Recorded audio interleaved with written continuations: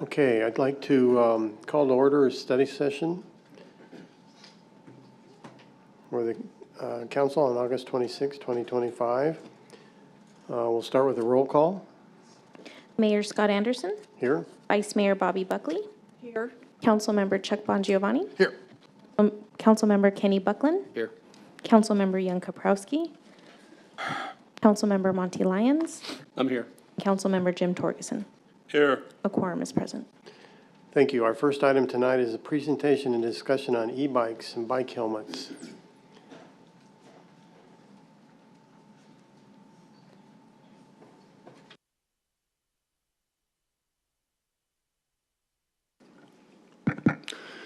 Good afternoon, Mayor and Council. I'm Mike Angstead with the Police Department.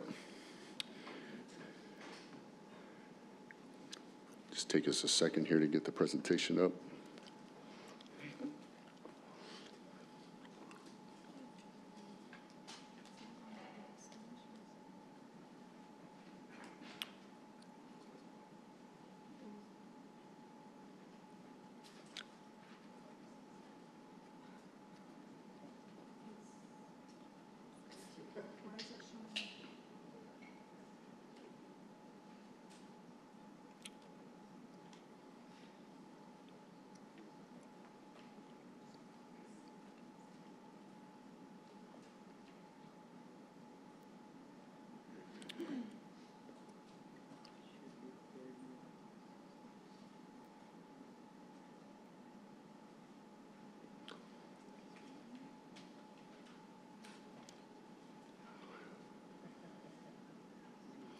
Council, I know you've got a packed agenda today, so if you don't mind, I'll just start talking through the slides that would normally be up on the presentation. So I'm here today to talk about bikes, bike safety, and potentially an ordinance having to do with bike helmets. There we go.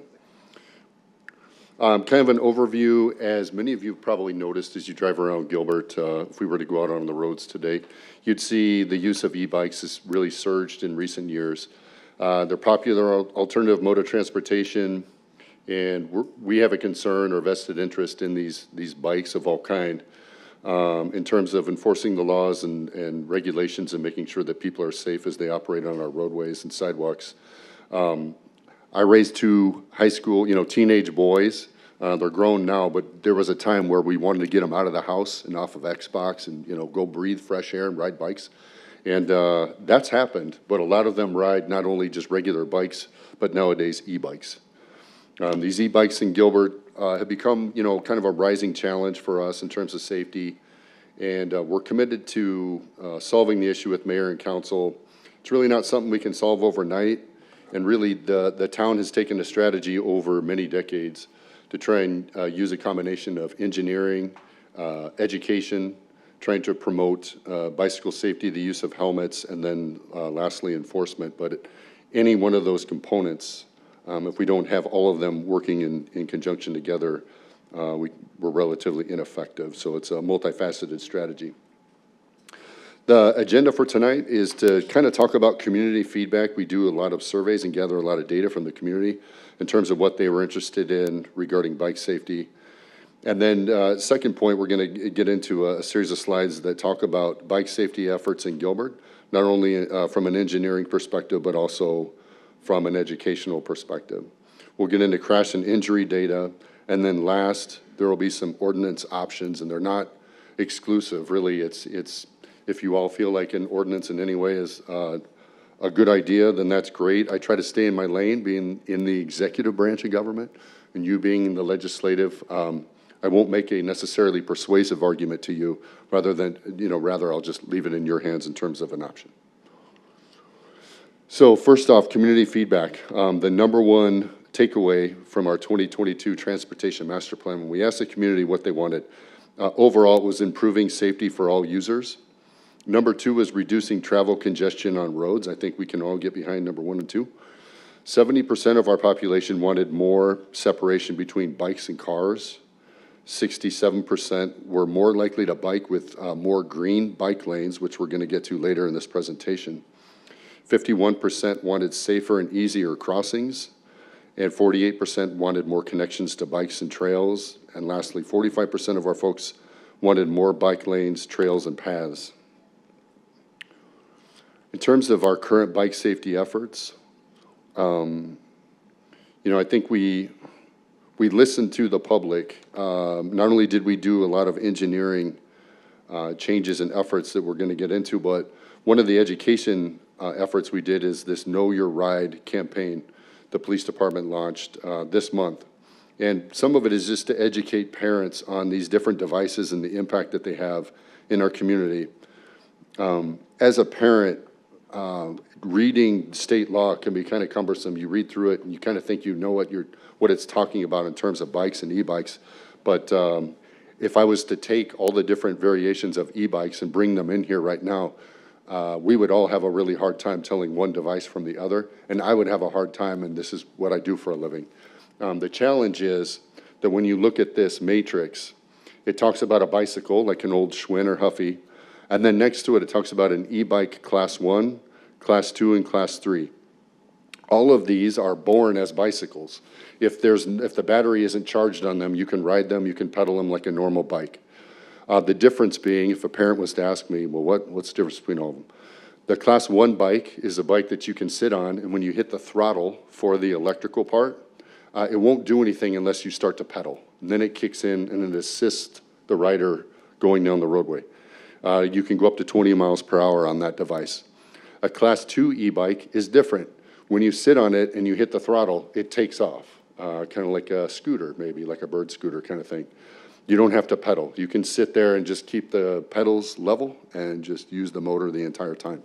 It also goes 20 miles per hour max, and then it shuts off. Class 3 e-bike is very similar to the class 1 in that you have to pedal the pedals to make it go, and then the motor kicks in and it'll go up to 28 miles an hour. The other difference is a class 3 e-bike, because it goes 28 miles an hour, you have to be at least 16 years old to ride the device. The last column there is for electric motorcycles, and completely different category than what we're talking about tonight. And I say that because not only are those considered a motor vehicle, so they fall into a completely different part of law, but it's already against the law to operate a motorcycle of any kind and not wear a helmet under the age of 18. And again, you have to be 16 years old to legally ride a motorcycle. Speaking of motorcycles, another one of the pieces of information that we try to get out to parents is that when you see this type of device on the screen featured here, it looks a lot like a class 1, 2, or 3 e-bike, like an electric bicycle, but it's not. It doesn't have pedals. You can't ride it like a bike. It actually doesn't do anything if it's not charged up. But in terms of the law, it's exactly like buying your kid a Harley Davidson, whether it's gas-powered or electric. Harley makes an electric motorcycle as well. You can't operate this without all of the things that you would need if you were operating a motor vehicle. This slide talks about these being modified to go up to 70 miles per hour. A lot of them go a lot faster than that. Certainly the Harley Davidson electric motorcycles go faster than 70. And it does sort of imply on this slide that you can go get this registered and have insurance and license and operate it legally. The truth of the matter is the bike that's featured here that you see a lot on our sidewalks, they can't even be registered. They're not Department of Transportation compliant. They're often made exclusively overseas. And so it's tempting for parents to buy them because they're cheap and they're kind of like an e-bike, but they're, for most part, completely illegal to operate in Gilbert. In terms of additional education efforts, our police department and the town at large, the parks and other departments participate in the Global Village Festival. We'll have a booth out there where we hand out helmets. Police department, bike safety events, mainly we hold those downtown in Heritage. Our Safe Sensory Awareness event that we hold every year, and then the community bike ride in Heritage District that we did last April, and I believe we plan on doing it again this year. It was very well received by the community, and thanks to Councilmember Kaprowski always for supporting us with the bike helmets. We've gotten a lot of helmets out to a lot of kids. I don't think, in terms of this presentation, I don't go into a lot of depth about the effectiveness of helmets because I think the council would all be unanimous. wearing a helmet, there's no downside to wearing a helmet. Certainly, we encourage people to do it. It is the safer route to go, especially if you're riding on roadways.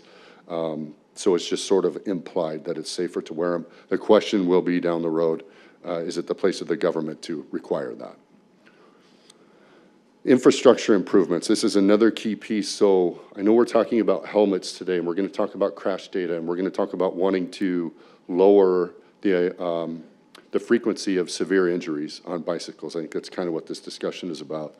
But really what we'd love to do is get bicycle collisions down to zero if we could. And a lot of those efforts are really come down to engineering, like a lot of efforts, a lot of investment that our community has made. I think we're making strides in reducing the amount of collisions in this area. So as discussed before, on those surveys with the public, there was sort of this discussion of wanting more space between bicycles and cars. So the town updated their engineering standards with regard to bike lanes, increasing the width from 5.5 feet to 6 feet on roadways. On the right side of the screen, where it talks about the green bike lane program, the bottom kind of pie chart in the green area is when people were asked, would you like to see more green bike lanes in Gilbert? 82.3% of our respondents wanted more green bike lanes, and those have been installed off the top of my head. Gilbert and Warner right out here, Val Vista and Warner. We're making progress on installing more of these green bike lanes, and those seem to be well received by the public. In terms of safety improvement projects, the theme of all of these projects, without going over every single one of them, because I know the council's familiar with many of them as you've reviewed them and approved them, but the goal of these projects was safer canal path crossings along major Gilbert roadways. If you think about riding a canal path, it's nice and safe, whether you're running or you're biking, and you're kind of in a zone, and you feel really safe because there's no cars around. And then you hit one of those crossings, and that's the point where, it does become pretty hazardous sometimes, crossing 6 lanes of vehicle travel, and the cars are going 45 miles an hour. So the town has made a considerable effort to make these crossings safer by either installing traffic signals or what they call hawk systems, where the lights flash, stop the cars just for the pedestrians to cross. They've also made separated or protected bike and pedestrian infrastructure from vehicles, new traffic signal installation, safer routes to school. One of the schools that the town has been working with is Rice Elementary. It's a new one over there at Lindsay and Ocotillo. And whenever a new school pops in, we want to make sure there are safe routes for kids to ride their bikes to school. And then trail connectivity for pedestrians and cyclists. So in terms of a total number, the investment in these projects that were on the slide before, I think there were 11 or 12 of them, it's $215 million to enhance the safety for cyclists and pedestrians, again, with the goal of lowering the number of overall collisions between bicycles and vehicles. And, in a utopia, you'd be able to ride around the whole town and never even come close to a vehicle and just ride your bike safely around the entire perimeter of the town. We're not there yet, but we're getting close. Crash and injury data. So unfortunately, when we do mix vehicles and bicycles, we end up with some crash and injury data. We also have some collisions that we're going to talk about here where they weren't collisions with vehicles. Somebody just wiped out on their bike, and the fire department responded. In terms of this first slide, so this is from the police department. This is our Gilbert bicycle crash data, and these are vehicular-related bike collisions by year.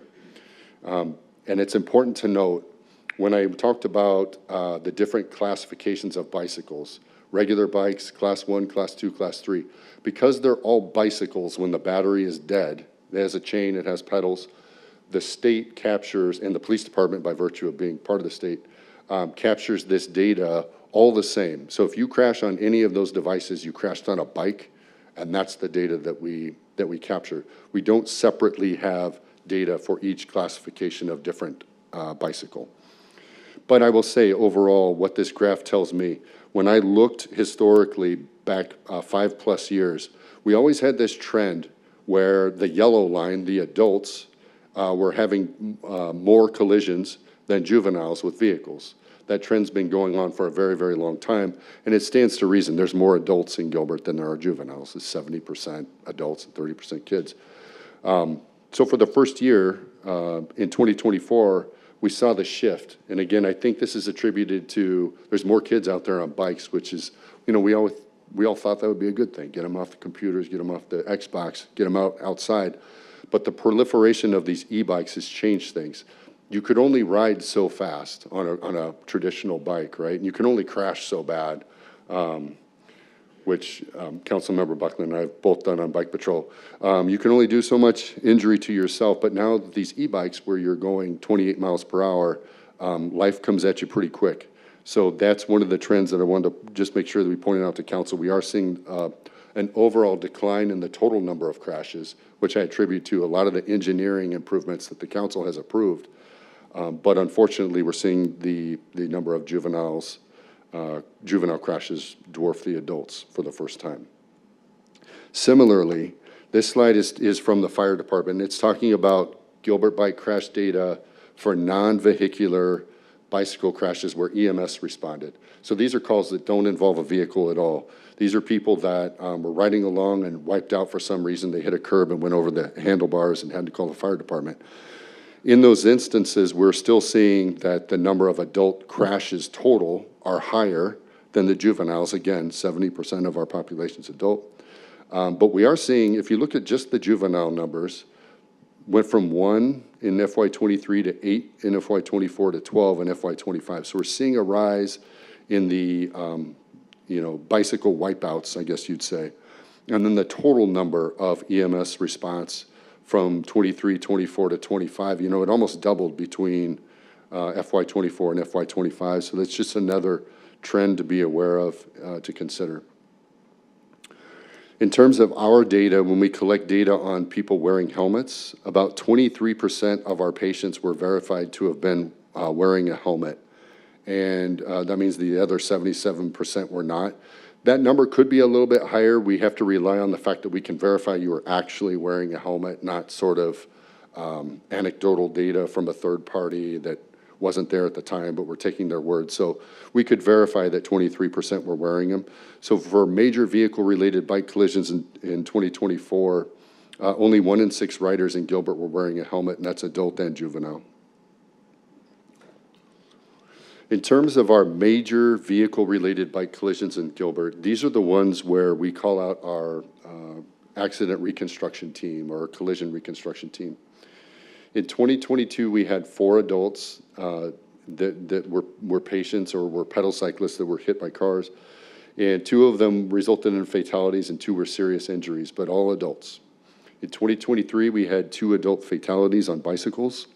And in 2024, we had 1 adult fatality and 5 juvenile calls or major cases, and they all were serious injuries. I can tell you in 2024, out of those 6 cases, only 1 person was wearing a helmet.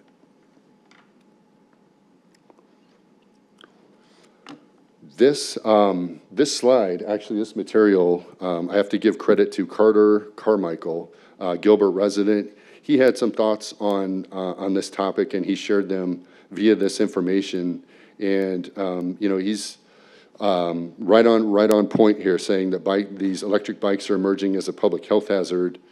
E-bikes are faster with minimal effort, reduced reaction time, certainly, easier loss of control, and then the faster speeds result in deadlier collisions.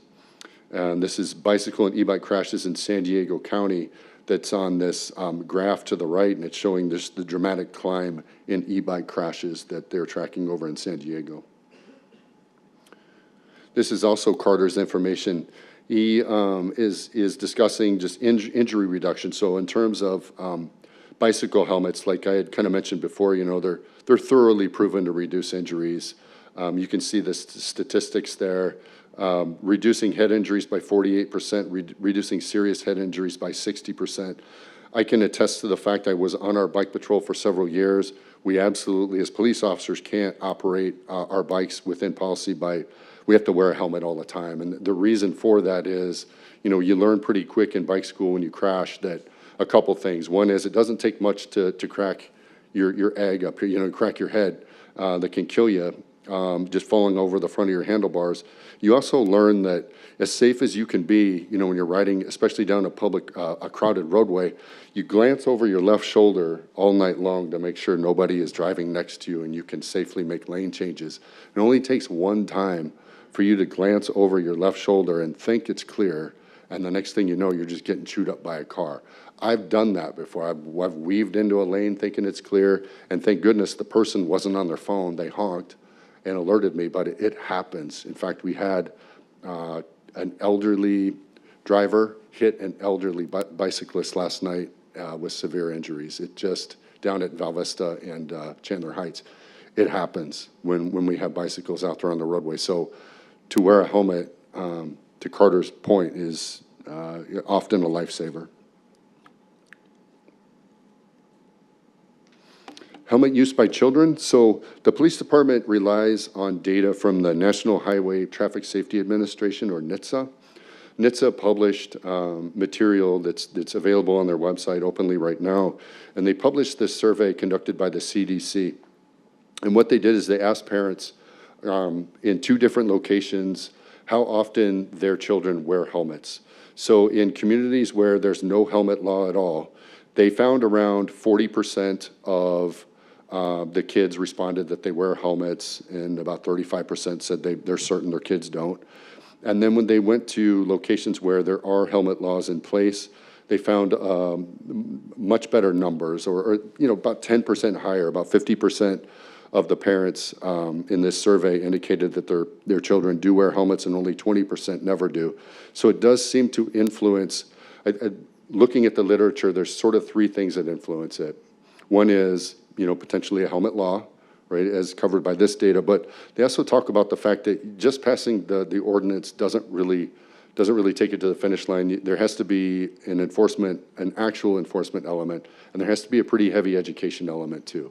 If you get all 3 of those together, you're going to move the percentage. It won't ever be 100%, but you're going to move, you know, hopefully the needle, like they did as in the survey data here. So in terms of ordinance options, this is just kind of a matrix of all the different ordinances around the county here, at least in the East Valley on this first slide. So as you can see, Gilbert did have an ordinance for a short period of time. It was repealed in 2001. So there's not currently an ordinance in place, but there is some data from the previous ordinance that was in effect. Scottsdale, as you can see, if you're under 18, you do have to wear a helmet if you're on a motorized skateboard or motorized play vehicle. Very similar for Mesa in terms of the motorized skateboard. Chandler, also very similar to the other cities. Tempe's a little bit more, they've got a little bit more in their ordinance because it actually requires anybody under 18 to wear a helmet on a good old-fashioned bicycle, you know, a human-powered bicycle.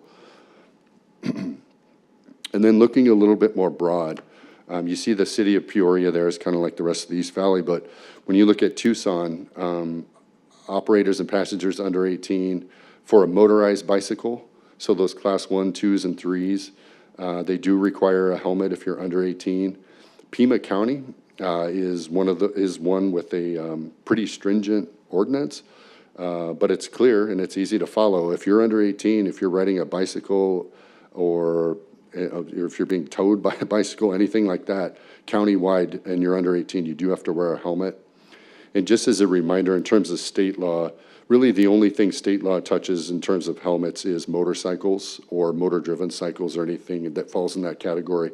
If you're under 18, you do have to wear a helmet.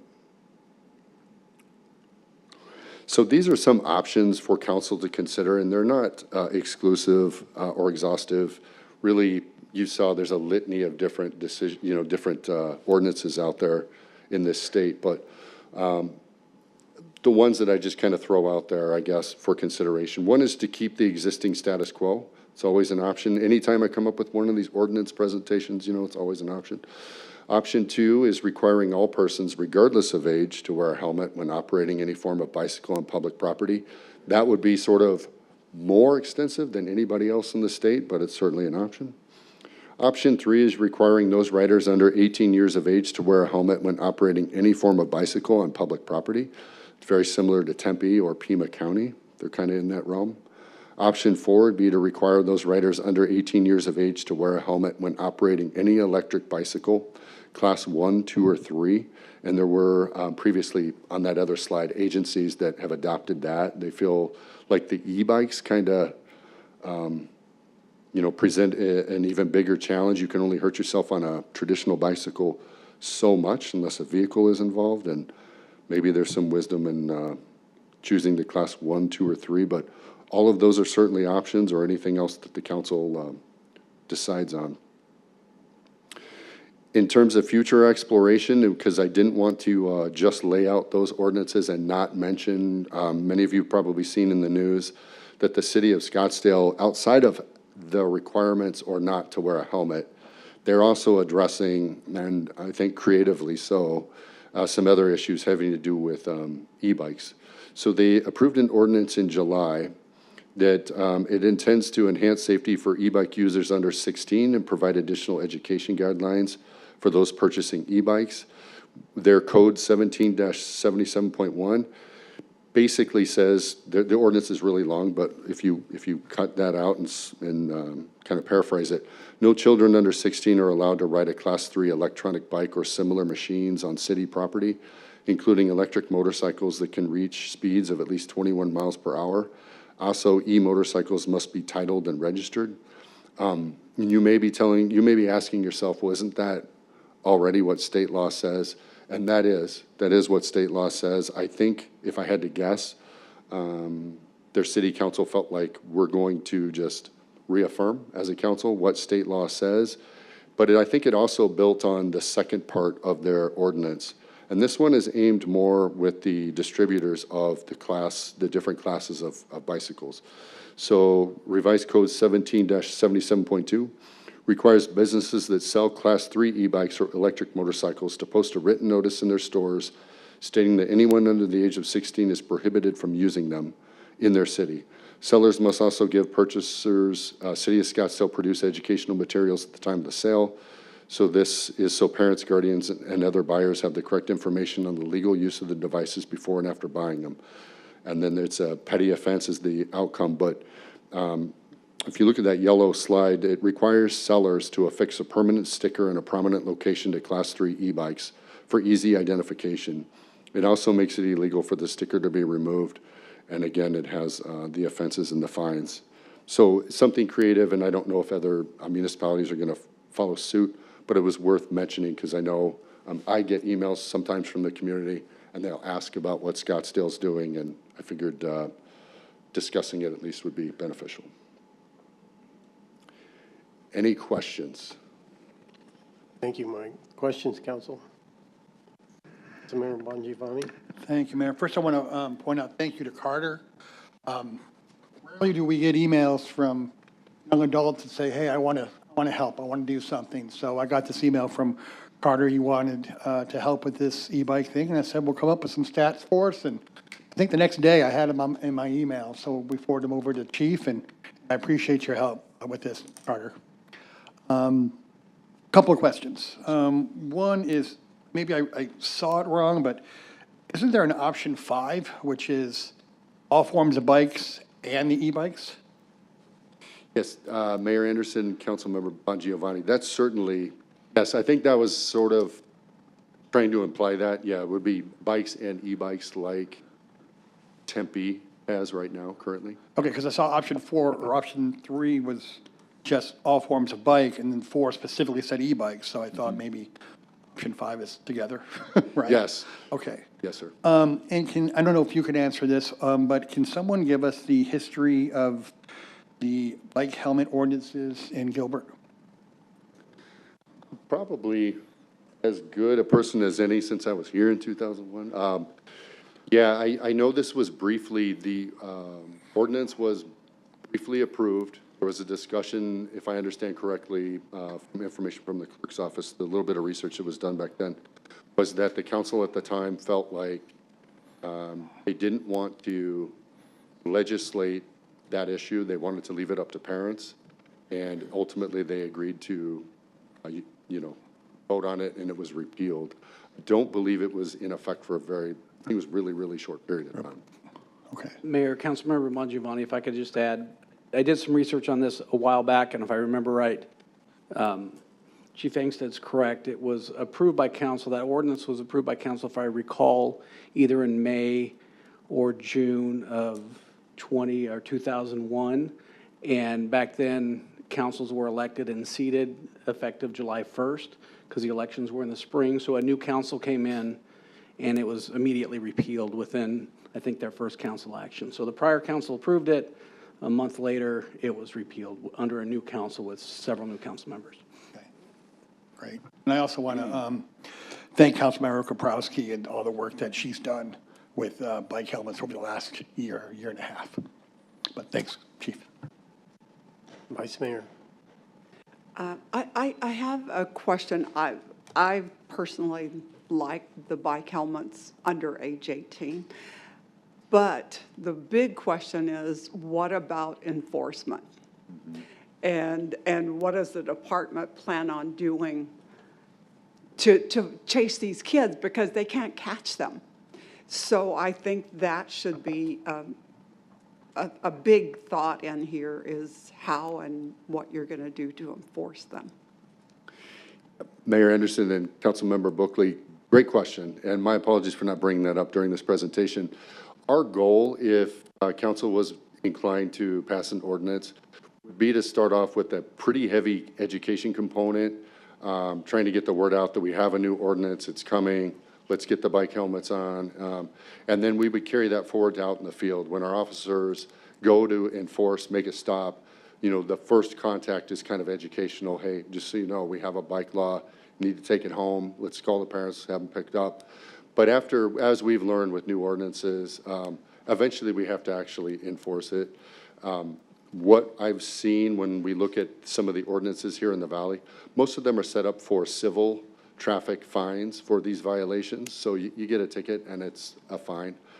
It's not, for most people, it's not the end of the world, but it's enough to kind of change behavior. And a lot of it is, in looking at the studies, if parents are aware of the law and they're modeling wearing a helmet, their kids tend to as well, and you just kind of change culture over time. But in terms of enforcement, there will come a point where we will have to actually write citations, because if we don't, what we found is it becomes purely symbolic and the behavior doesn't change. Yeah, that was my concern, that, you know, the kids, you guys get calls, but by the time you get there, they're gone, or you may have to chase them, and, you know, that's not ideal either, because then that just puts danger for the kids, you know, going faster than they should, even should. Okay, well, I think that is it for me. Have you, and I apologize for this, because I know you had some numbers up earlier. What were the statistics for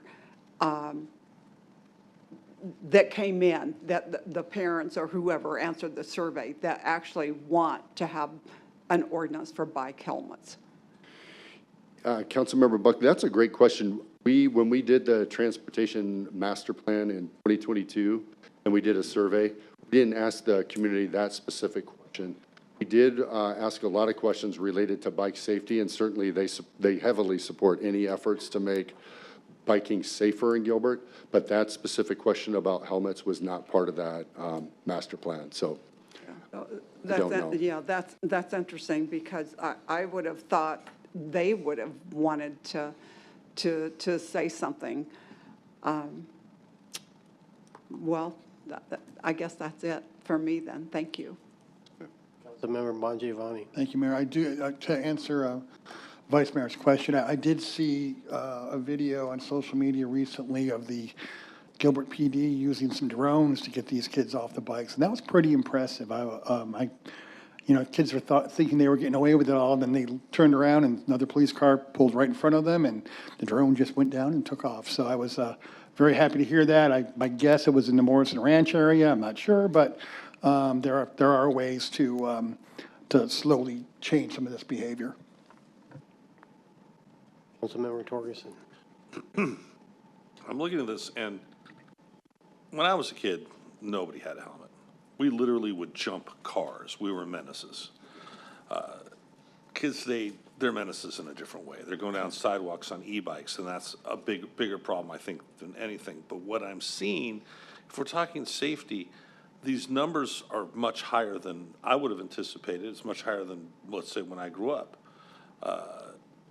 What is the role of cars in this as opposed, the helmet's not going to stop an accident. Certainly it helps from somebody being injured. And certainly I would hope somebody's parents had, would encourage that. But the other side of this is that cars more responsible for accidents at this point? Why do we see such a rise in accidents? Because safety is the end goal. If nobody's getting hit, nobody's really caring about a helmet. So that's not going to happen, but what is contributing to this that brings this to an issue for us to even discuss? Yeah, Mayor Anderson and Councilmember Torgerson, great question.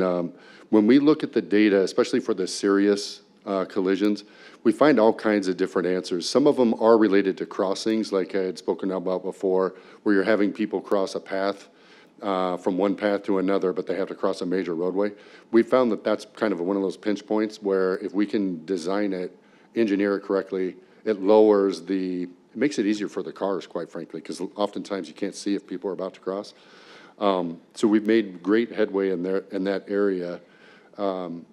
We've also worked on a lot of our intersections to try and make them as safe as we can. I think the green bike lanes, a lot of those efforts have helped. But any time, as evidence of the collision last night, we had a rider that's, riding along the roadway. Like I had explained, oftentimes they glance over their left shoulder because they want to maneuver and make a left-hand turn. They don't see a car. Amazingly enough, sometimes, your brain just kind of blocks it out. You don't see it, and you just wonder, how did I miss that? But inevitably, until we can engineer keeping bicycles completely away from vehicles, I think we're always going to kind of have collisions. That's the unfortunate part. So when you bring up, will a helmet stop? I'll always advocate to wear a helmet, but as we both know, if you get hit by a train, it doesn't matter if you're wearing a helmet, right? I think that's kind of the point that we agree on that. Just wondering, not to sit there and cast blame on whether it's a kid or a driver or whatever, but what is driving the accidents to increase? And it's not the helmet or lack of helmet. What is driving the increase in accidents? So we'll just go back real quick to the accidents, and I just want to make sure that I'm clear on it. So in 2022, we had 50 bicycle collisions. In 2023, we had 65. And this year, I believe we're down to 48, if my math is correct. So they're actually down, the vehicle and bicycle collisions. And I think a lot of that is attributed to all of these engineering efforts, the $250 million investment that the citizens made. But I can't ignore the fact that with regard to these collisions, although they're going down, the juvenile ones are now outpacing the adult ones. And I think that's probably the more disturbing thing. And I would attribute those, although we don't track them separately, I would attribute a lot of that to the proliferation of the e-bikes in the last couple of years. They just go a little faster than you would normally pedal. And as you can see, the kids are a little more reckless on them than they are on regular bicycles. So.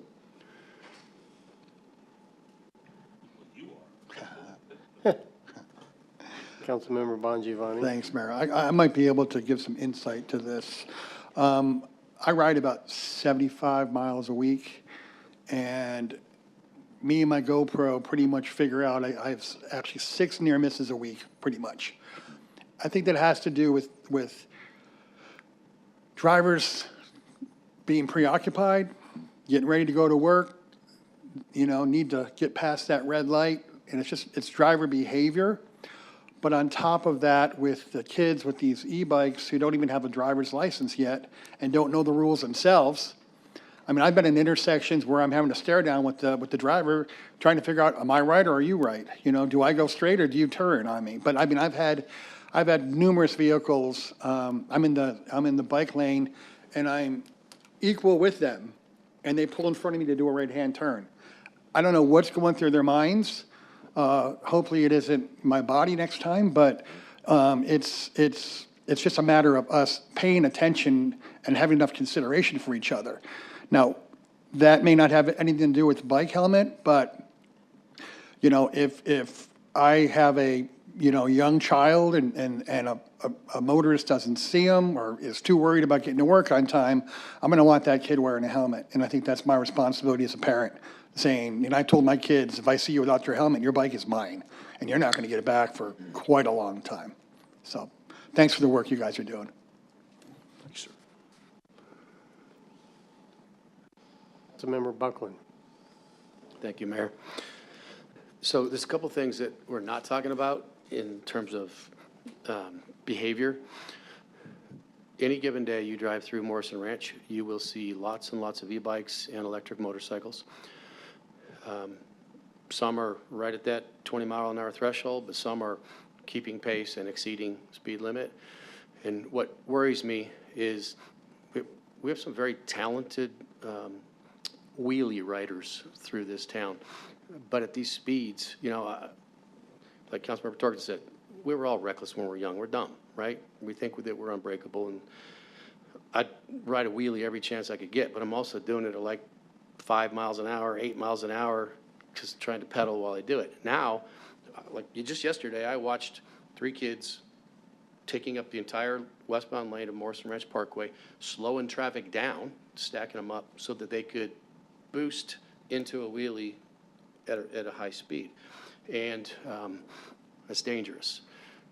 Personally, I've witnessed a group of 10 to 12 riding wheelies going northbound on Higley in front of Morrison Ranch, doing like 40 miles an hour, and cars behind them.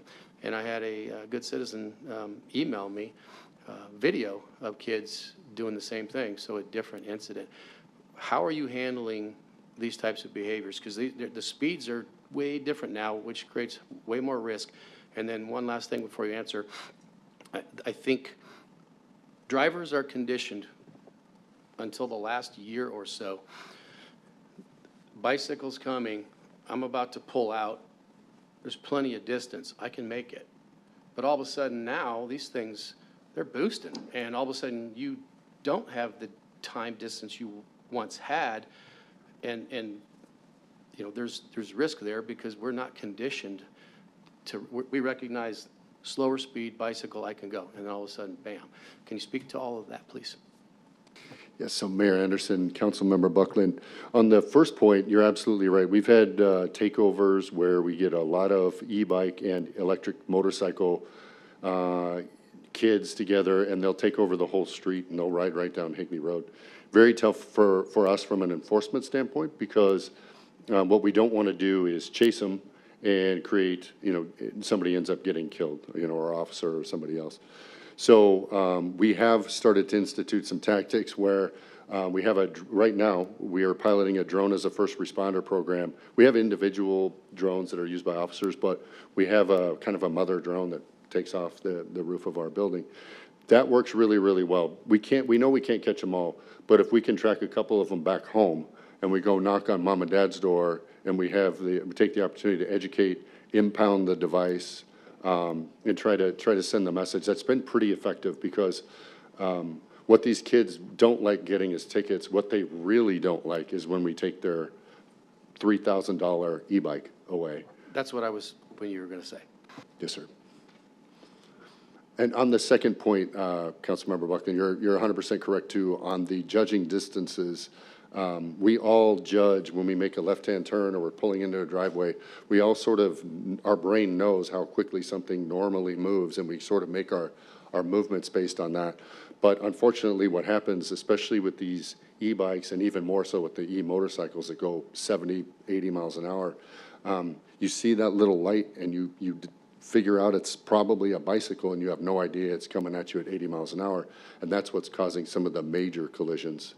And in those cases, we deal with them appropriately. If you're on an e-motorcycle specifically and you're operating a motor vehicle, you are fair game in terms of whether you're driving a Chevy Tahoe or you're riding an electric motorcycle that was made overseas that has no place on our public streets, you're getting every bit of the law that you deserve. So, Thank you.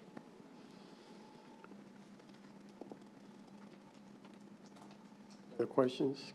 Councilmember Kapowski, did you have? Yes, I have some comments. Thank you for the presentation today and for the data that was shared. I think that was really important, and it's unfortunate to see such a rapid rise in juveniles being involved in these crashes. And these serious injury crashes are resulting in these juveniles being in ICU and having long-term disabilities. I guess just for a little bit more perspective, my family has regular bikes. Me and my children can ride at the fastest, maybe 10 to 12 miles per hour on a regular bike. My husband can maybe get up to 15 on a road, like in the road on a road bike. But these e-scooters, e-bikes going over 20 miles per hour, over 30 miles per hour, I think the speed seems to be a really big issue. They're riding on our sidewalks with people walking. They're riding on our shared use paths. Is there any kind of speed limit that is applicable to our sidewalks or shared use paths? Mayor Anderson and Councilmember Kaprowski, great question. We don't have any ordinances currently that would govern speed on a multi-use path. There's nothing keeping the council from adopting a speed limit on a given path. It would have to be obviously enumerated in law. Some of the difficulties we have on particularly on multi-use paths is we often don't, as I understand it, I'm not from the engineering or development section, but when we discussed these in the past, a lot of them we don't fully own. Some of them are partially owned by SRP, be a private owner for a couple feet, and that's the only complicated part of it. But certainly any on town property, we can govern speeds. That would have to be a decision by council. And it's my understanding that facilities like sidewalks and shared use paths aren't even designed based on a speed limit because e-bikes and these devices didn't even exist before. And so this is kind of a new issue that we're entering into. And I would absolutely support an ordinance that would require helmets for juveniles under 18 on e-bikes. I think that the speed is a big issue. I'd like to get maybe your thoughts and further study on differentiation between the class 1, class 2, class 3, because I see that a lot of what's been happening is around the class 3, but I think that there's even an issue like with class 1 and class 2 with the speeds up to 20 miles per hour. And what else could we consider in terms of the education seems to be a big piece as well, because bicyclists are supposed to follow the rules of the road like drivers, yet they get zero education and there's zero requirements or barriers to entry for these devices. Do you think we can work with our schools to get e-bike or bike safety or training courses incorporated into these programs? Like, it seems like we need a multifaceted approach, and what are your thoughts on that? Councilmember Bobrowski, I couldn't agree with you more, and I know Shane McCord's retiring soon, but I know Shane has expressed an interest in partnering with us and just being really, in terms of education and potentially even the schools looking at not allowing those devices on their property either. A lot of kids do use these devices to get to schools, and some of them are just, quite frankly, outright illegal for them to ride, especially with the e-motorcycles. So I think some of those partnerships, we have opportunities for partnerships in education. I think with regard to the retailers that sell these, Scottsdale took the approach of requiring them to hand out educational materials at the time of sale.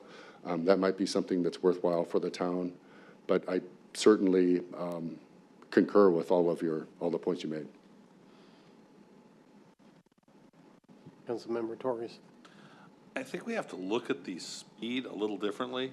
Like, I just confirmed something because I'm listening to 20 miles an hour, and we exceeded that far on a Mongoose BMX bike on a city street. We're going 40 miles an hour. I looked it up, and it's like, yeah, I don't misremember this. I was passing cars as like a 14-year-old kid, 12-year-old kid. So 20 miles an hour is nothing. I mean, if you're on a normal bike, a regular, not a 10 speed, not a race bike, BMX bike, which is all my friends and I had, we're going over 40 miles an hour. So I'm not understanding why we're even having a discussion about 20. It's, because these things have to be going in excess of that. They have to be going in excess of that.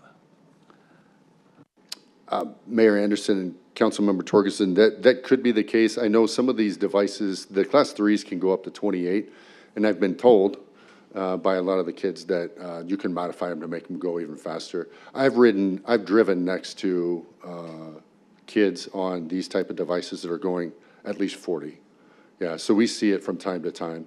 But even to Councilmember Kaprowski's point, if you're going 20 on an e-bike and you're a little kid and you go into a wall, it's you know, I'm sure we would all agree it's going to sting. So we have kids that do wipe out on paths and drive into canals and all kinds of stuff because they're kids, and some of the injuries are pretty gruesome.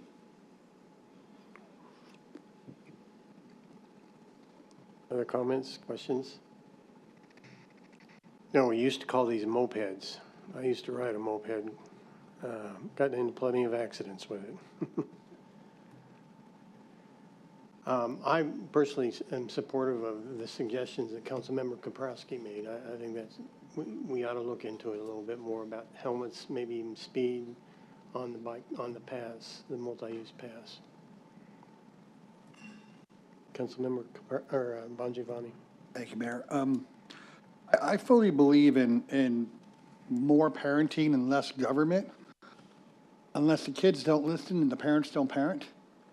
And, you know, when a parent feels that their right of freedom to choose whether their kid should wear a helmet or not oversees the safety of their kid, I think we have a problem ourselves with the society we're in. But I'm supportive of having us have further discussions on helmets, not just for e-bikes, but for kids too. Because you got to, you know, you're going to start them when they're 3 or 4 years old on a bike, not just wait for them to, you know, an e-bike, because we want that to be a behavior kind of thing that they take when they're young. And I'm also supportive looking at some of the things that Scottsdale's doing with some of the retailers, especially of these, the motorcycle ones. And I mean, if I'm a parent and I go in and I see this cool little motorcycle thing, I might be like, hey, maybe my kid might like that. But if I knew that they legally should have a license and registration and insurance, that would stop me from making that purchase. So if they don't, you can't really blame too much if they don't know that that's there. I kind of like what Scottsdale did, and I'm open to listen to all the options on the dais in a future date.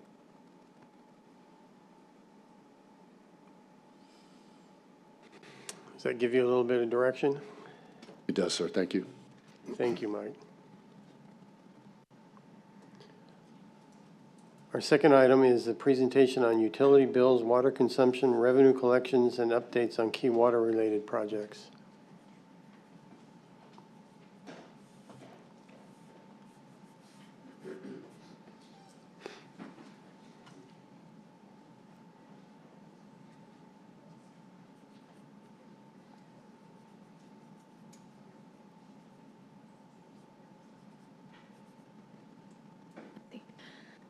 Evening, Mayor, members of council. I'm Rebecca Hamill. I'm the water manager for the town of Gilbert, and I appreciate the opportunity to be here tonight and talking to you about water revenue rates updates, as well as a number of other topics. We have quite a list of topics to cover tonight. If there are questions during the presentation, I'd appreciate just holding them to the end, because I believe I may address some of your talking points during the course of this presentation.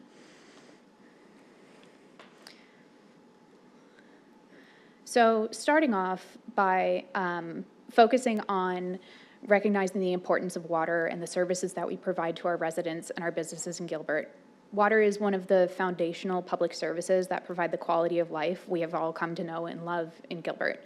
It's our water team's top priority to provide clean, safe drinking water and uninterrupted service to all of the residents and businesses in Gilbert.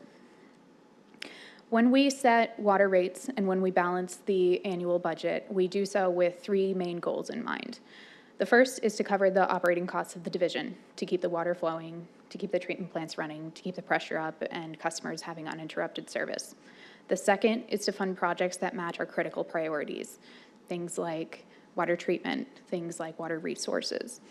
And the third is to plan for the future and set up the fund to start executing on repair and replacement projects that have been deferred. Talking a little bit more about our first goal, covering operating costs. As all of you are aware, Arizona and Gilbert are facing uncertainty in water resources, and providing a secure water supply is a top priority for our department. We have a diverse and resilient water resource portfolio consisting of surface water, reclaimed water, and groundwater. Since June of 2022, Gilbert's been in stage 1 of our local reduction management plan, which aims to raise community awareness around water due to the declining conditions on the Colorado River system. We're dedicated to our water resiliency efforts and do so by employing a multi-pronged strategy to address the Colorado River reductions through resilience measures, sustainable long-term water portfolio management, and enhancing water conservation activities.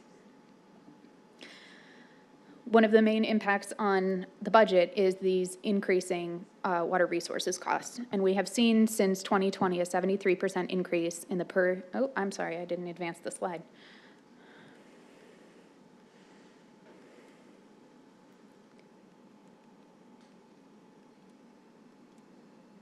Apologies. This is the slide I'm speaking to now. We've seen since 2020 a 73% increase in the per acre foot cost of CAP water. And we continue to see an increase in the percentage of the water resources as a component of the overall water budget. We also see volatility in the markets that lead to increased chemical and electrical costs to the tune of $600,000 this fiscal year. Those are due to general price pressures, inflation, local competition with other large and regional projects, ongoing supply chain delays, particularly when it comes to electrical equipment. We see limited manufacturing for certain materials and treatment chemicals. We see tariff and trade uncertainty with international markets, all which lead to volatility and increased costs. And although these have stabilized since the COVID-19 pandemic, they continue to be a factor. So moving on to goal 2, funding our critical priorities. We can see here on this slide, I have listed in white the types of projects and the type of expenditures that are within the 5-year budget and that are outside of the 5-year budget. In orange, I want to highlight a few changes that have occurred since the previous fiscal year's budget. We now have moved far enough in our well drilling program where we're able to determine water quality for our well sites and have found that 4 of the 7 wells either require on-site treatment or transmission or blending, and that comes at an increased cost. And so to soften the impact of that on the fund and to balance the 5-year budget, we have had to defer pipeline replacements not associated with streets projects and some of the system connectivity projects recommended by the Integrated Water Resources Master Plan to the tune of $151 million that have been deferred outside of the 5-year plan. These are still necessary projects, they're just not our critical priorities right now. One of our critical priorities is the North Water Treatment Plant Reconstruction Project. And so I'd like to give a few updates on this project and the milestones that we've met so far. When this project is completed, the North Water Treatment Plant will supply 70% of Gilbert's water supply. It's estimated to last more than 50 years, serving Gilbert for generations to come. It'll serve 250,000 residents and be able to provide the system with 60 million gallons per day of production capacity. Some really exciting milestones on the project include the 50% construction completion milestone. We have a celebration coming in October to recognize the efforts of the project team and this tremendous milestone. We also have less than 300 days until the startup of the new treatment complex and less than 500 days before primary treatment transitions over to the new facility and the old facility comes offline. One of the other main priorities of the Water Fund right now is the well program. So we have 7 wells within the program and 1 well which was in progress outside of the program, which are being drilled in central and southern Gilbert in order to improve our water resiliency and be able to access our stored groundwater credits. Now that we've drilled these wells, we're able to determine the water quality, and we know that 4 of them require treatment or blending. Here's a timeline for these projects. Because we now understand that some of them need additional infrastructure, we have a phased timeline for them. And so with the green check marks, we can see the completion of those sites, and we'll be celebrating the first completion of Site 34 in the first quarter of 2026. We'll see 2 more sites coming online in the second quarter of 26, 2 more sites coming online in the third quarter of 26, and then the remaining 2 sites coming on in quarter 4 of 2026 and quarter 1 of 2027. Now that we've covered the critical priorities for the water fund, I want to talk a little bit about the financial update. And so here I'd like to speak to what goes into a utility bill. We can see the breakdown on this slide of an average 8,000 gallon per month utility bill. The bill is typically made up of rates and fees for 4 lines of service, including water, sewer, solid waste, recycling, and environmental compliance. We refer to each of these 4 lines of service as enterprise funds, which means that each fund operates as a self-sustaining business entity within the town.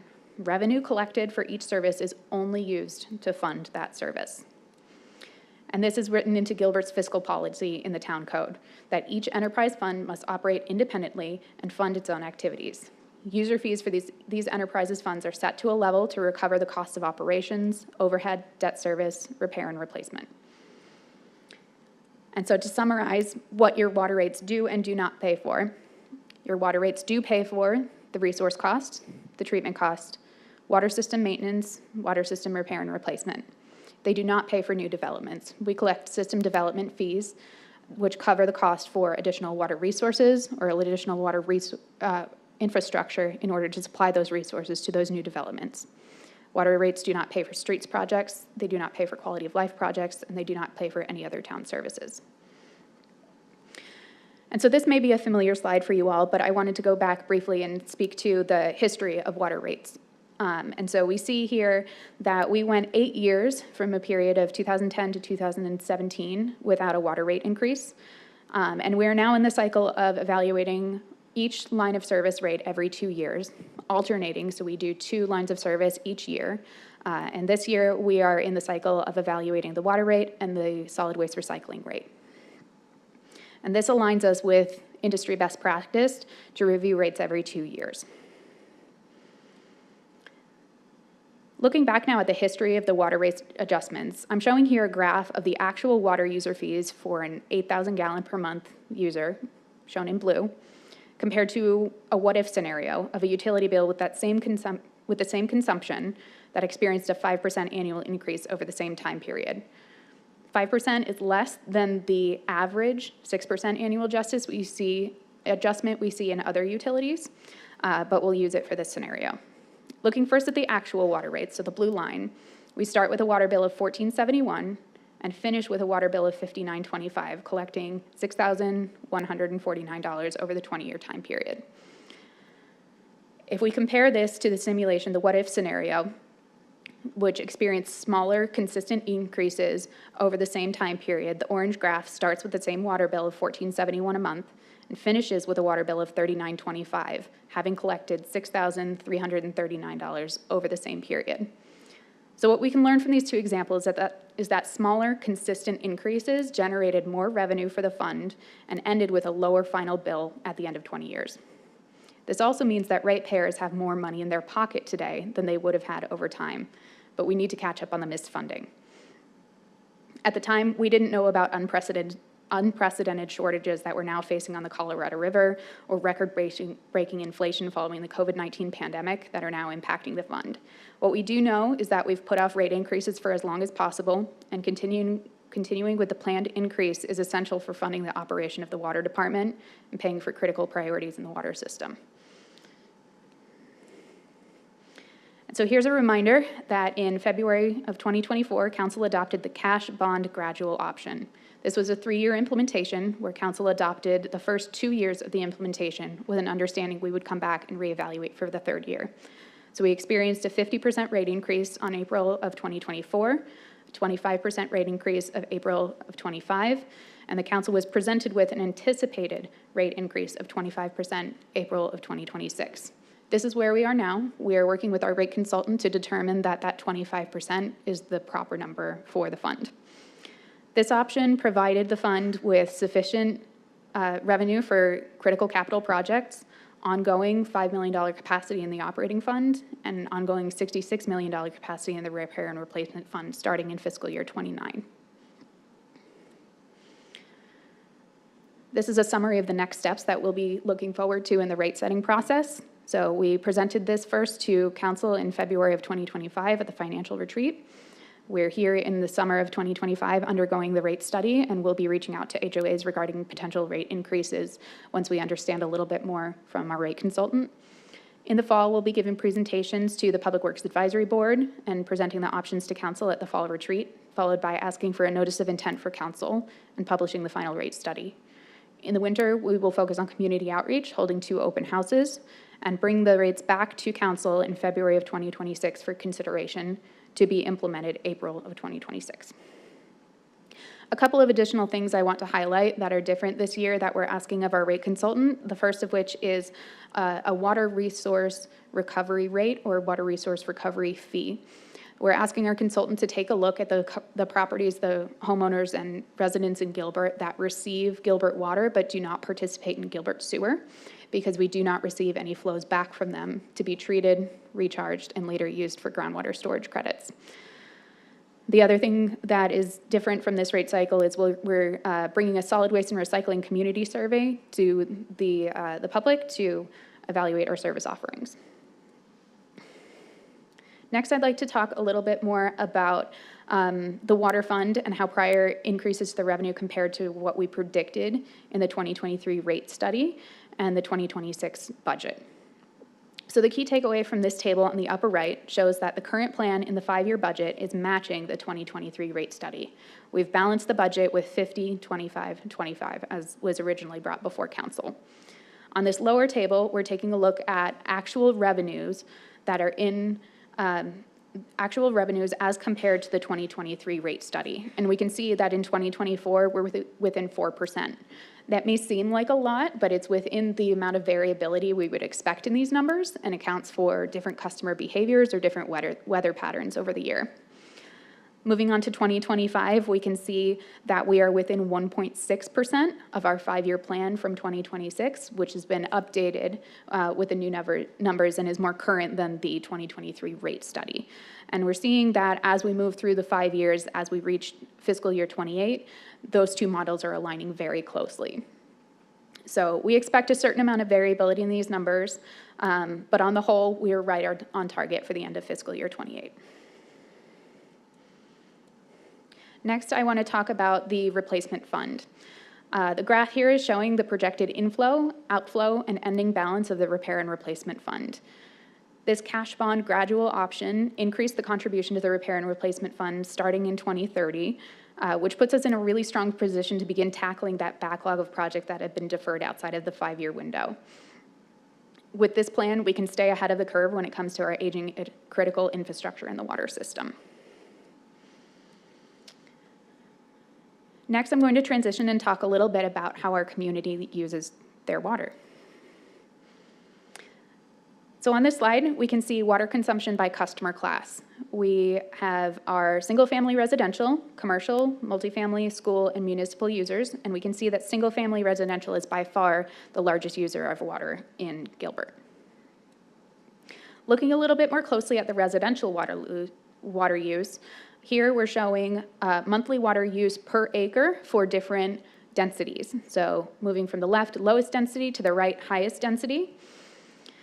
You can see that as the density of development increases, the water use per acre also increases, indicating a higher intensity of water use for multifamily and cluster home developments.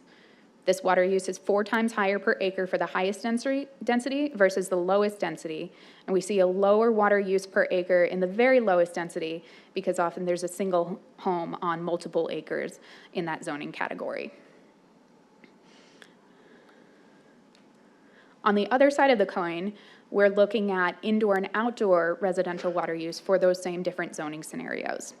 What we can tell from this information is that there's 20 times more water used per dwelling unit, so not per acre anymore, but per dwelling unit, in the lowest density versus the highest density. And we also see the largest outdoor use in those highest densities.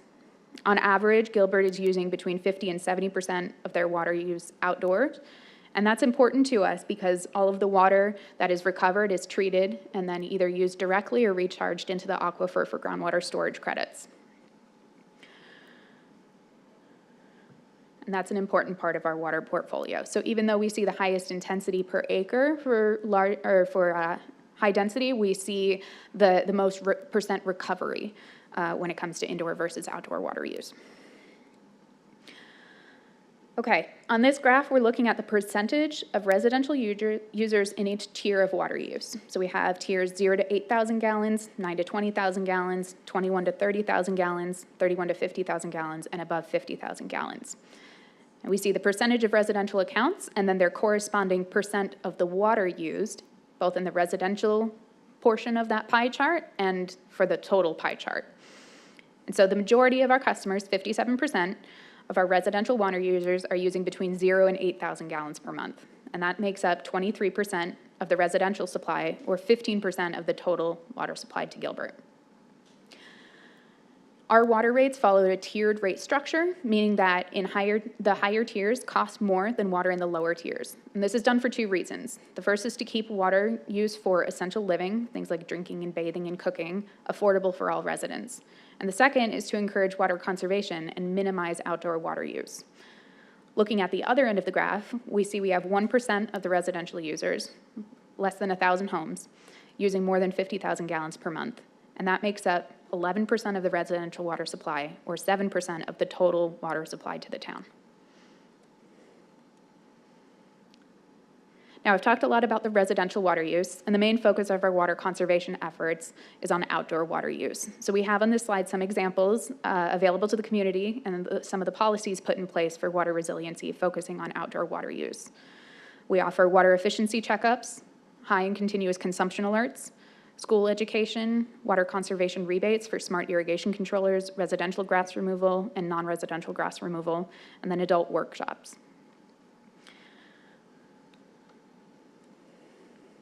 We can see the impact of those efforts in 2024. The team has provided 183 grass removal rebates, 297 smart irrigation controller rebates.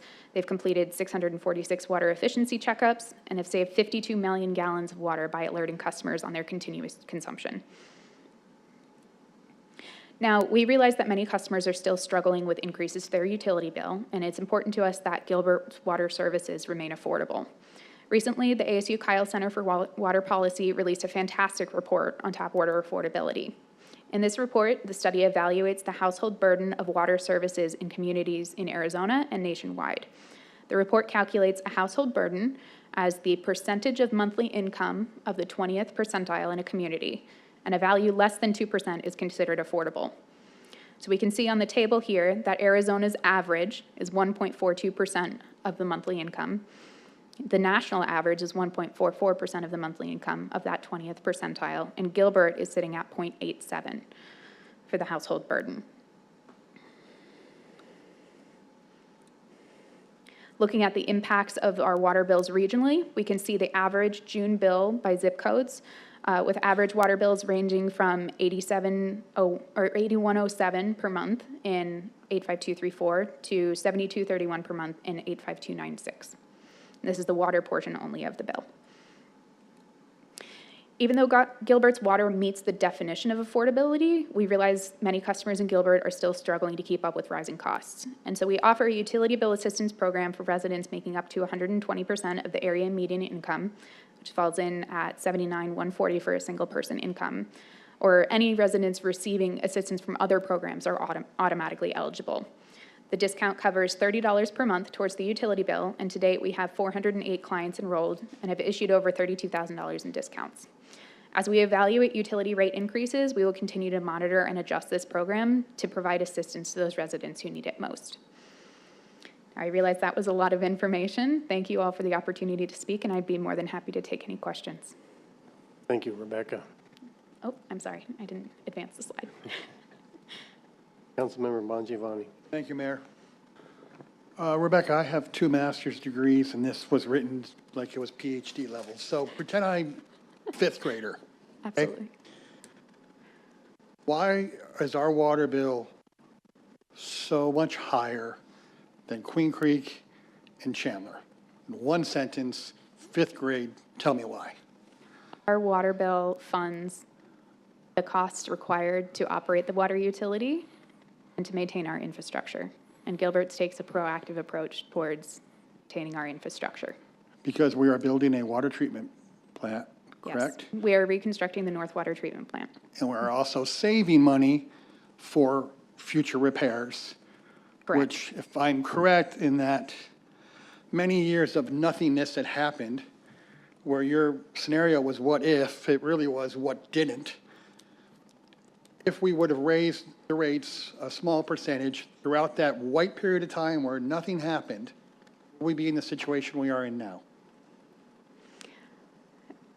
Based on, let me find this slide. Based on the math in this slide, we ran a what-if scenario if we did a 5% adjustment every year over the same period as the actual water rates. And so we start at the same place, $14.71 per month for the water portion of the bill, and we finish with a higher water bill for our actual water rates, with more revenue collected for the what-if scenario, the 5% annual increase.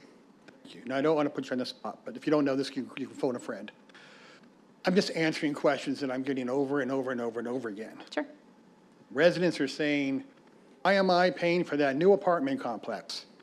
Can you tell me how much developers pay for the water, maybe in a system development fee per house and per apartment? Does someone have that I information? am going to have to phone a friend. You can phone a couple of friends if you need to. Kelly will know. Bring Kelly up.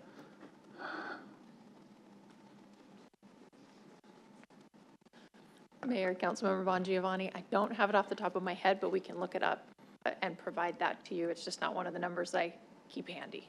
Okay. While everyone else is talking, I think I have that number, so I can look that up. I'll have more. Let's move it on. Thank you. Councilmember Torgerson. As we're looking at the whole bill, just not water, we have sewer, waste, et cetera. There have been people that are not receiving what we would have considered, when we discussed it, $29.72 a month on a sewer. All of a sudden, with another water increase and the sewer increase that's applying to 3/4 inch mains, and they're tying it to sewer, and it's $60 or something for 1 inch. I don't recall the number. Some people are seeing some extremely high increases, not $30 a month, not $30 plus 20% of the water, but they're seeing large numbers. How is this occurring? Because when we looked at the average, what the average person was using, we were very cognizant of what we were doing. But we are seeing some things, whether you want to call them unintended consequences or unanticipated. But those people, they're hurting. They're getting some large bills.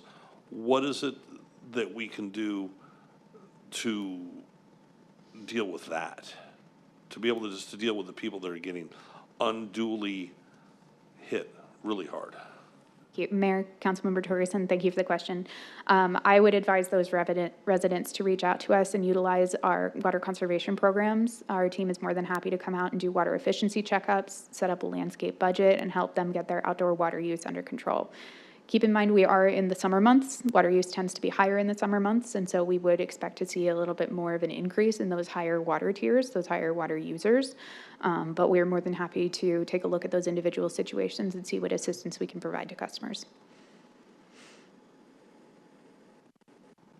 Councilmember Lyons.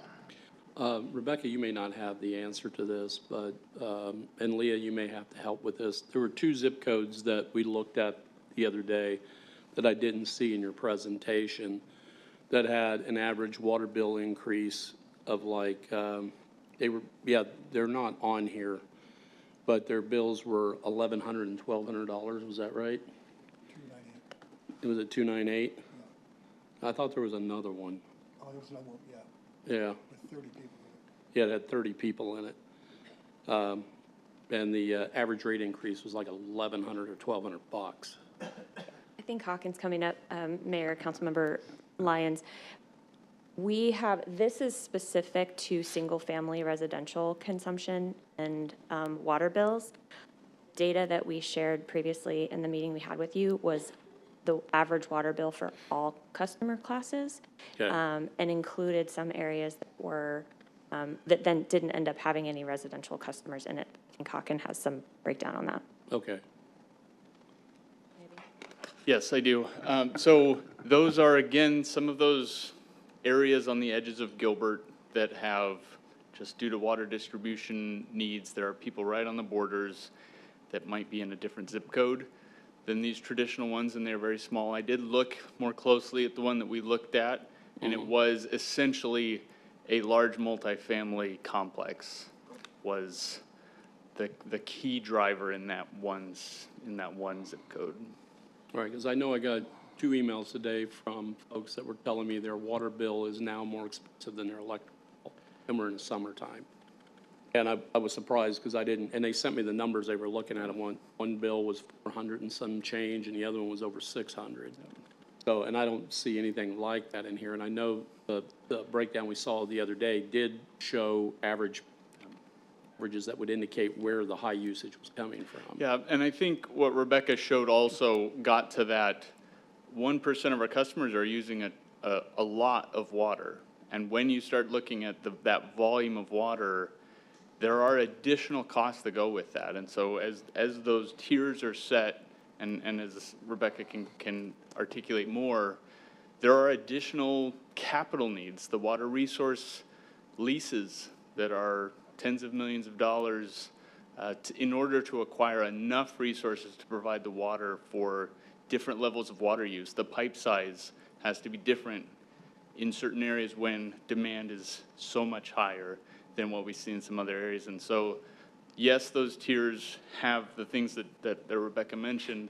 They also get to the true cost of delivering that volume of water. And so we do have some residents and customers that have experienced larger increases. They are also using multiples of what our average home in Gilbert is using and have additional demands on the system for that. So let me ask you this, because these numbers that I'm seeing here are not the numbers you guys showed us the other day.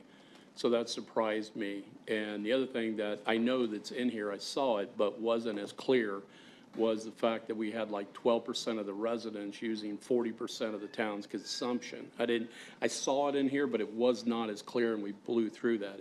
Am I correct in that number? Correct, yes, Mayor, Councilmember Lyons. Numbers that are broken out here by zip code now are specifically single-family residential.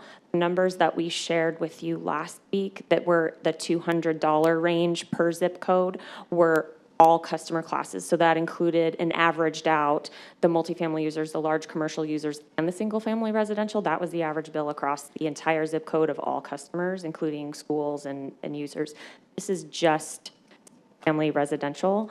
So this would be reflective of your average neighbor that would be, if they had a $400 water bill, their average neighborhood bill is somewhere in the $70 to $80 range. But if I'm understanding you correctly, then like the neighborhood near me, which is similar to White Fence Farms, but they can have a cow, they got like an acre of land, they got a cow, they may flood irrigate or whatever. That's excluded from these numbers you gave us. Is that what I'm understanding? Correct. The flood irrigation would be excluded, correct? So we don't have a complete picture in this slide that you showed us what the rates are per usage.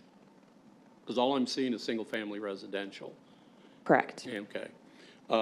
This is the usage graph that we showed. We broke it out into just absolute highest tier. That was one that was requested as well. 50,000 gallons is not actually a tier that we have. It was just a request, how many people are using more than 50,000 gallons of water a month. Right. So this is the one where we say 89% of our residents are using less than 20,000 gallons a month.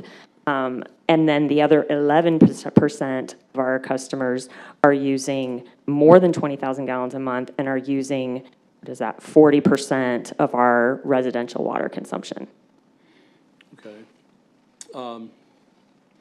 The other thing that we did discuss, and if you can go to the slide that shows the rate increases over the last 20 years, I think it was 20 years in there. All right, right there, go back. Okay.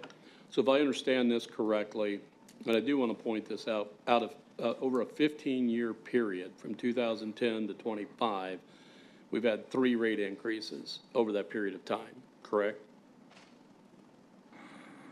From which time period again? I From apologize. 2010 to 25. So the last 15 years, we've only had 3 rate increases. Is that 4. correct? In water, we've had 4. Had one in 2018, 22, 23, and 24, Okay. or 24 and 25. We've had 4, okay. But the one chart you showed illustrated if we had had a gradual increase over time, it would have, we've been in a lot better position. Now, my question is, was there water delivery cost increases during these years we didn't do rate increases? It's kind of going on. Councilmember Lyons, there were. Okay. And that's where you see the cost for water becoming a larger percentage of our total water operating budget, is we saw those increases, and then we were just offsetting that by not doing other things in order to artificially keep the rates lower than they really should have been. Right, so if we had pegged the rate of delivering water to the cost of delivering the water, we wouldn't be where we're at right now. Is that fair to say? Definitely would have helped make up the difference. Is that what's illustrated in that slide you showed, that if it had been increased 5% per year, is that what that's trying to illustrate? Yes, what that slide was trying to show is that if we had just increased 5% per year, our current water bill would be lower, but we would have collected more revenue over the last 15 years than where we're at right now. Okay. That's all I got for now. Councilmember Torgerson?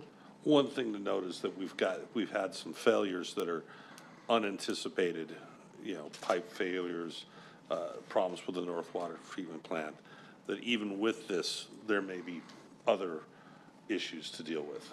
So granted, there should have been an increase, a cost of living per se increase for years, rather than off-putting maintenance and off-putting construction, but we had councils that wanted to save that 5% rather than preserve our infrastructure. One of the questions I have, though, is we have HOAs are taking a pounding.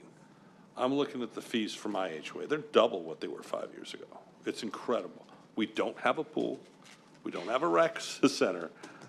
We have some grassy areas.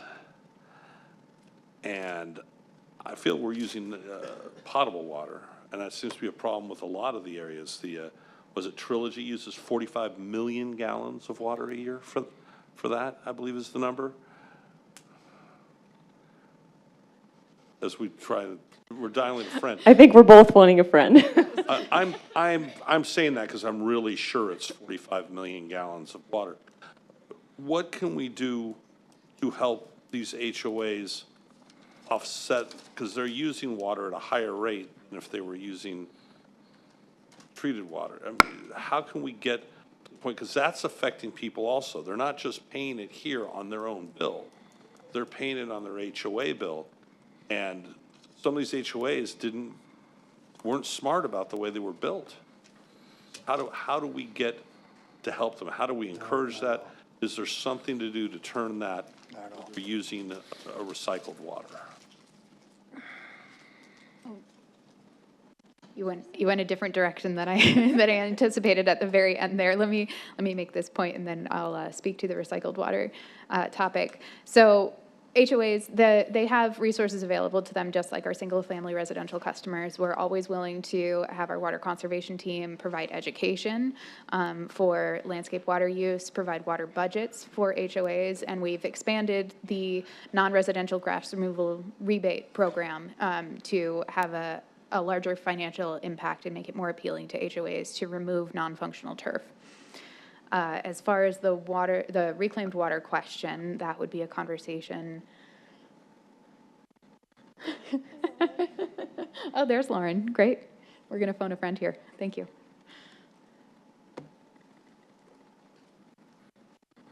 Good evening, Mayor and Council. So I don't have the numbers for Trilogy right in front of me, but the conversation about switching from potable to reclaimed Switching sources doesn't really help us from a water resources portfolio scenario because it's all one water. We're using that water that's not going to HOAs right now or to businesses to recharge at our riparian preserve south recharge site. So although conversion would offset what's going there and allow more water from the potable side, in total, we're not gaining water, right? The net, the same. The other consideration is when an HOA desires to use reclaimed water, they have to build all the infrastructure to get that reclaimed water to the neighborhood. There's a large capital investment that's needed to bring that water supply to the neighborhood.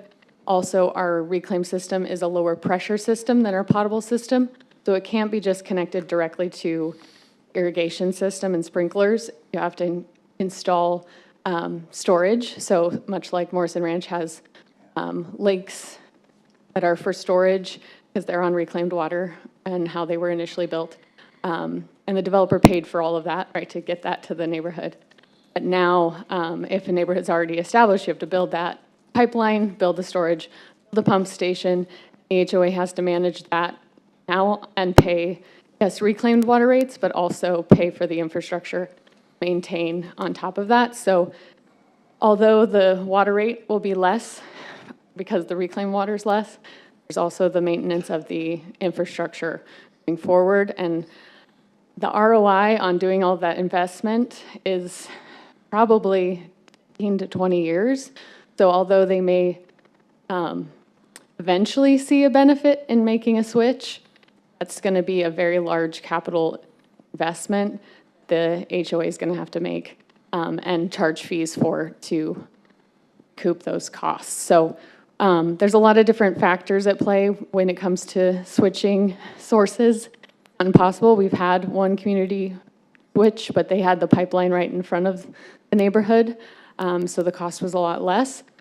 So there's just a lot going on when it comes to considering what source you use for landscape irrigation. So I know I probably said way too many details. Hopefully that's helpful, but essentially we just recommend really looking at the outdoor water use, try to participate in our water conservation programs, the landscape water budget program, make sure you're watering to budget for the HOAs, just much like we recommend to the residents. And if that's not enough, we also have our grass removal rebate, which you can look into to remove specifically non-functional turf, grass that's not being used for play in the community, to consider as well to reduce water use that the HOA is using. So a lot of details there. Hopefully that was helpful. It was, but hopefully there's a few more people along that supply other than just one that came to you and did it. But we have any way to reach out to some of these HOAs. If you've ever been involved in an HOA, trust me, most of the time you're dealing with an ego. You're not dealing with a business person. We reach out to some people, and as a town, we're going to have to redo our standards because we require a certain amount of grass, we require a certain amount of bushes, we require a certain amount of trees. And if we're asking people to reduce that, we've got to give them a break. Somehow, we're going to have to take a look at what the standards are that we're trying to enforce and what those agreements are. Is there any intent on doing that? Can it be done, or is it done from your department, or is it done from up here where we start talking about looking at how to save people money? Because this is an awful lot of money that some people are paying. And it's not your fault. You didn't write it that way. You know what I'm saying? You're just telling me the ugly truth. But I do want to try and get it so we can kind of, it's contained more, that we don't have unrealistic expectations of certain areas. And if we can help, that we're reaching out to these HOAs and saying, not just waiting for them to come to us, but going to them and saying, hey, we're seeing this much usage. We're going to try and help take the bill down. Let's look at this and see if we can proactively get to that rather than reactively get to it, or get to it through us because we get the dozens of calls of my bill's up and my baby can't eat today. So there's something proactive we can do now. Yes, Mayor and Councilmember Torgerson, Our conservation team is doing outreach constantly, and we've been doing more outreach to our HOAs and making them know we're available to come out to speak at board meetings. I don't know how many we've done this year, but we've seen an uptick in how many have requested a presentation on our programs. And we've also had many new neighborhoods join our landscape water budget program, or WaterWise Gilbert. So we're seeing more engagement on that front. That's more on your point of helping them manage what they already have in place. And then as far as from our conservation code, back in 2021, we did update the code so that even if you're using reclaimed water, you're not allowed to have as many high water use plants if you're on reclaimed water. Historically, we've always limited how much, basically put a cap on how much of percentage of your landscape could be high water use plants and grass. And so that incentivizes the installation of low water use plants and those that are on the ADWR low water use plant list. But we can always investigate more conservation code updates to further restrict that and have more desert landscaping. So if that's something you would like us to look into, we're happy to. Thank you. Councilmember Bongiovanni. Thank you, Mayor. Okay, I think I have some numbers, but I may be wrong. They might be before we raised system development fees. So Kelly, if I sound way wrong, save me, okay? And this goes back to the question that I get from residents all the time. Are we paying for new neighborhoods? Why are we paying for apartments? And I just, for the record, and help me make an official record if you could. Developers are paying between water and wastewater $14,000 per home that they build and $148 per square foot per apartment. If that's close, I just want to bring out the point that they're paying these fees prior to anyone moving in and prior to the resident moving in or the resident moving into the apartment pays their first water bill. Am I correct? The developers do pay those fees before they move in, so we can create the infrastructure. And you're right, it's $14,100. That's just the water and water resources portion. It doesn't even include the wastewater. Okay. That's for a So it's more. 3/4 inch meter. Yeah. So is it safe to assume that developers are paying their fair share? Is how the system development fee is designed, and it's strictly highly regulated under state statute, so Sure. they pay their fair share. Okay, so I had a meeting with my neighborhood, and it's in the 85298. And probably 16 of the people that were there are paying, I'm basing this off of total utility bills, because in our meeting, my zip code was $198 average. And my neighbors are paying $1,100, $1,200 per month for utilities, mainly water. I'm not paying anywhere near that. I have a huge pool and a huge pond. Can you tell me what some of the things that my neighbors and other people who are paying more than their zip code average that's showing here? I'm hearing $400 a month, $500, $600. What can they do what can they do to help lower that bill that the town can help them with? Mayor, Councilmember Bongiovanni, thank you for the question. There are two things that go into the water portion of the utility bill. It's your meter base fee, which increases with the size of the meter. As you have a larger meter, that base fee goes up because it costs more to Yeah, operate but your share of the pipe. they can't control Sure. what meter size. Yeah, what can they do? What I'm getting into is then it's the consumption, and that is the part that we have more control over. And so to me, $1,200 a month is an incredibly high water user. I would make sure they didn't have any leaks and that they were watering appropriately. for Okay, their so help me landscape. here. So I had a water bill 1 month of $850. I freaked out. I called the town. They came down, and they came down, not just because I'm a council member, but they came down because I called them. And they said I had some leaks going on, so I called a professional and found out that I had leaks, and I didn't have an ego enough to say, no, I don't have leaks. I had plenty of leaks. and got the bill down to $250 a month from $850 a month. So what I'm trying to get at is that we have, if 12% of this town is using 40% of the water, they're not growing crops in their backyard, right? I would assume not. Yeah, I haven't either. And my backyard is a freaking jungle. I don't know if you ever seen it. It's a jungle. There are things that we can do rather than just get on social media and complain about our water bill. And I hope that everyone goes through these things that they can do. They can call the town, see if there's leaks going on, fix those leaks, get to a point where the water bill is manageable.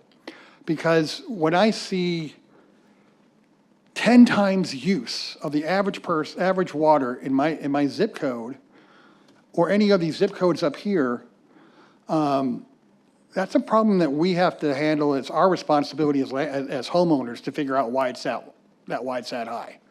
I had leaks to a point where I think it was, I think it was like 15 gallons a minute or something like that. It was huge.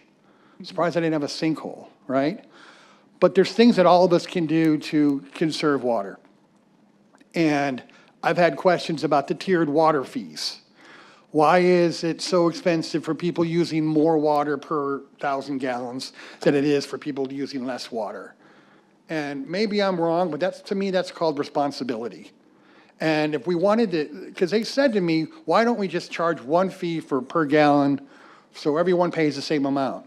That isn't fair to the people who are conserving water, those people who are doing it right, those people that aren't using 80,000 gallons a month. I don't mean to go off right now, but this has just been something that we all have heard every single day for the last year and a half. And personally, I want to see more responsibility. And I tell people all the time, find out if you have leaks. Adjust your water to the town's recommended water for your grass and for your plants. And if your water bill is still high after you do all that, give us a call. But I think we need to take some responsibility. We're paying for something that basically was ignored for many years, and that's a shame. And my hope is that after the 5 years when this thing is completed, if any of us are up here still, my hope is that water bill goes down. I can tell you that's one thing I'm going to definitely do if I'm still sitting here. But I want to make sure that residents know that there's things that they can do rather than just going on social media and attacking the water bill. And I think I've had enough, so sorry. If I may add one thing, part of the transition to our new utility billing system is to provide customers with more data and more access than ever to their water usage. So they are empowered to make those changes and see what their water use is so they can understand how to fix it. Thank you. Councilmember Torgerson. First, Coke or Mountain Dew? Coke. Okay, that answered that. The one thing that would probably be great if you guys could do is outreach some of the higher water users. And what he had said about calling the town, it's, again, not because I was a council person. Guy came out and started looking, trying to figure out, oh, you have a leak. Well, no, you don't have a leak. He starts going through it. My house had been vandalized, and it was a $1,360 bill. And because the town came out and took the time, I ended up being one of the people that bought the smart irrigation system, installed it, the whole bit, and it took it way down. I'm afraid to look at my bill because I'm one of the people that had a hard time accessing, and I've got to basically hold my breath when I log in tomorrow. But I know my bill's not $1,360 because the town does come out. And if you can reach out to some of the, you see them, you see these high users. What can we do to help? We will come out and check to see if you leak. We'll give you advice on this. We'll show you these programs. Can we be more proactive so that we can start the people that are most affected? Not the guy that's affected $30 a month, the guy that's affected $300 a month. Can we do something to start an outreach program, to phone calls, anything? Can we do something? Patrick, did you have something? Mayor, she would like to answer that first, and then I had a comment to make. Oh, sure. I was just going to say, certainly, we do outreach for continuous consumption, but we can also do outreach for high water users. Okay. Mayor, members of the council, I just wanted to, one, thank the staff for putting this information together. It is a very complicated issue. That was a very, as Councilmember Bongiovanni pointed out, you may need a PhD to really understand all of the different elements that come into this. Water is a complicated issue in our state, and it's a complicated issue in our community, and there's a lot of factors that go into it. I'd like to add on to Councilmember Bongiovanni's comments in regards to where we stand today. We've had some singular issues around infrastructure with a water treatment plant, the single largest capital project in the town's history by a considerable amount, and something of tremendous importance for the quality of our water, having enough treatment capacity to treat all the water that we do receive, as well as the wells that we've had to do. We had 9 wells that we planned on doing on over a decade. We are in the middle of a historic prolonged drought in this region, and we had to accelerate the construction of those wells to make sure, depending on what happens on the Colorado River, which is anticipated potentially as soon as January of 2027, that we can still meet the demand for this community, depending on the impacts and the cuts we take from that water. And those are a singular point in time. We always have repair and maintenance needs. We will always have infrastructure, sometimes that doesn't last as long as its projected life anticipates it to. But they are singular points, and they will, once we pay off those projects, they will fall off. But to your point about why customers asking, why can't we have one flat rate across the board? If it was not a scarce resource, if we had an unlimited supply of water, we could certainly do something like that. It is a scarce resource. With that being said, this town has been a very good steward in managing our water supply and building an assured portfolio. We've got almost 10 years of credit stored in the aquifers below this community. So we've done everything that can be done to secure our water supply and make sure it's there to meet our needs. But that being said, it's a scarce resource. We're in the middle of a historic drought, and when it comes to it's a consumptive cost, and if you use more, then you're going to have to pay more because we only have so much of it to go around. And I think one of the things, and this will not be unique to us, but one of the things we may have to come to terms and grapple with in this state and in the southwestern United States and any state that finds itself in a similar position, we have a very affluent community on the whole. And just because you can afford to pay for it doesn't mean that we should necessarily allow water to be consumed at unusually large amounts. Depending on what the usage is, we still want to have a robust economy and have employers that create meaningful jobs for our residents, but we're going to have to really challenge ourselves as we move forward through this. What can we do to use water more wisely, to manage water we have more wisely, and what does that mean for people in their lives? Councilmember Lyons? Just one point of clarity. It's my understanding that we get charged as a town a tiered rate depending on how much water we bring in. Is that correct? Mayor, Councilmember Lyons, I'm not sure I understand the question. Are you talking about Gilbert as a Gilbert user of water? as a user. Does it cost us more to bring more water in? I'm going to phone a friend. CAP charges us. Councilmember Lyons, if I understand correctly, so the water that we bought, or the water rights that we have when the town started growing was considerably less expensive than the next bucket of water that we have to go get for either resiliency projects when we have shortages or for that growth. And the growth will pay for its own water coming in. But anytime we have to go out and get more water, even just to shore up our existing resources for our existing customers, it costs considerably more now than it did 20, 30 years ago when we were looking at it, purchasing it the first time, if that's what you mean. Okay.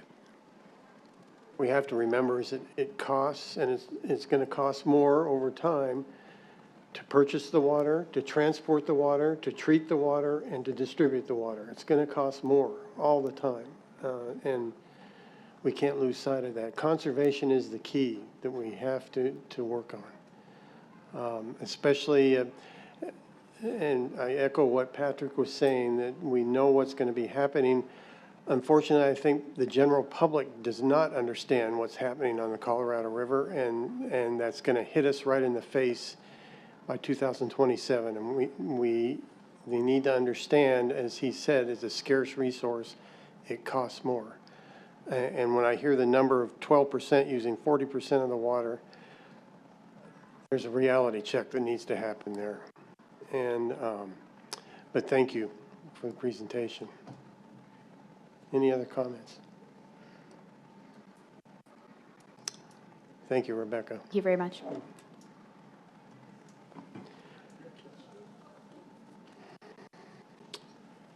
I'll entertain a motion to adjourn our study session. So moved. Moved and seconded. All in favor, say aye. Aye. Aye. We have about 5 minutes or so before we start the next meeting. Yeah.